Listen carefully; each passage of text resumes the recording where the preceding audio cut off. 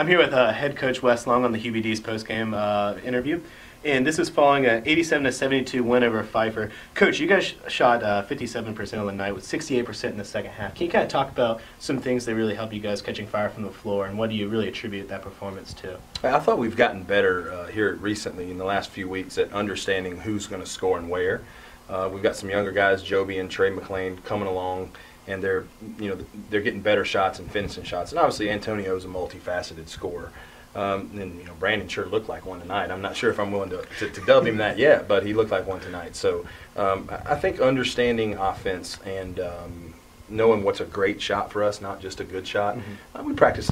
We expected their zone, and we practiced against what we could expect. And I thought we took the right shots. I think a big thing in college basketball is taking the right shots. Give yourselves a heck of a lot better chance to shoot a high percentage, and we've been a lot better at that lately.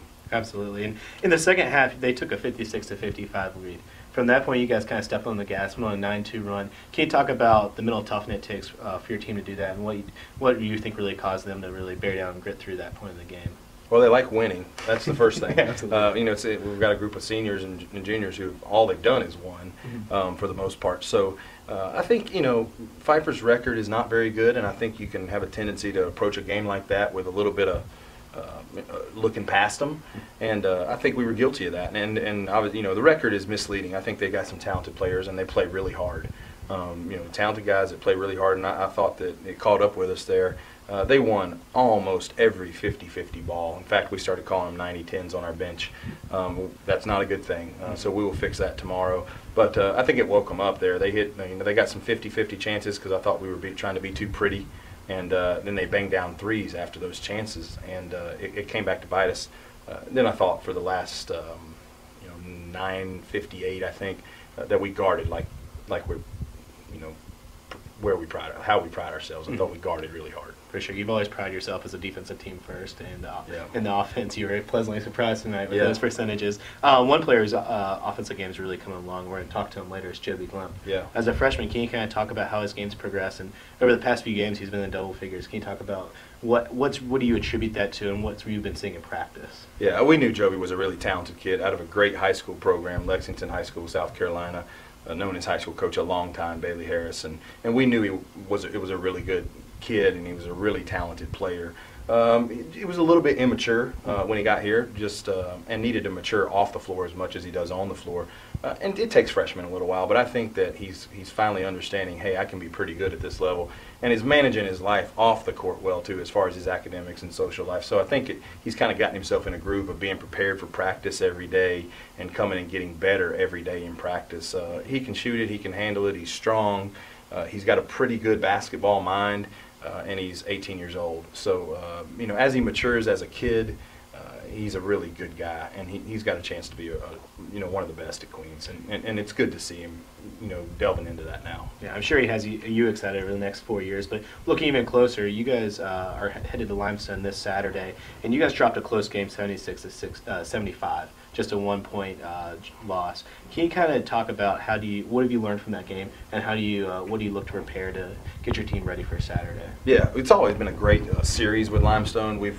I don't know if we've played a game that's been decided by more than 4 points in the last 3 or 4 years with them. We've won most of them, and then last time we were on the short end of it. I think we've learned, since the last time, I think we've learned more about ourselves. I know what to expect from them, and it's a lot of good. They're good at a lot of things, and it's a tough place to play.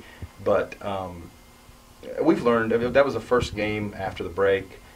Didn't have Brent, and we were trying to figure that out and what we were going to be, and we have since. Offensively, defensively, who plays minutes, who plays what roles, we figured that out. So it'll be a good fight. They're good and having a really good season. They can make shots, they're big, they rebound the ball well, and we're going to have to play really hard. But I think we have kind of come about our identity some since then. So expect us to be a little bit better. Yeah, definitely we can see that. And you can check out the game, see all the stats, recaps, and even watch the game live on queensathletics.com. We'll be tweeting from Queens Athletics on Twitter. But also stay tuned for our conversation with Joby Glymph on the QBD's post-game interview. Thank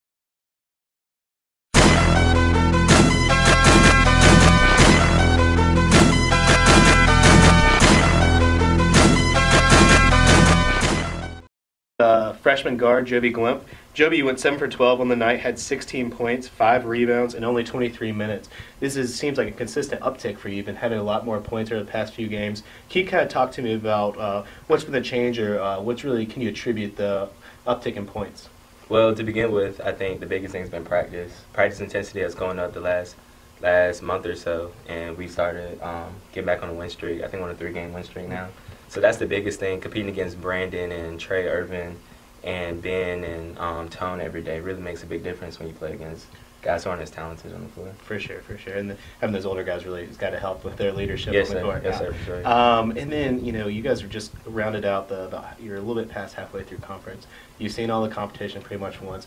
As you guys head towards the conference tournament, what's the team looking like? How are you guys feeling as you kind of get towards the end? Well, the big thing right now, we feel like we're on a big momentum change. So our biggest goal right now is to come second in the conference so we can get a nice seed in the conference tournament and win the conference tournament because we're definitely talented enough to.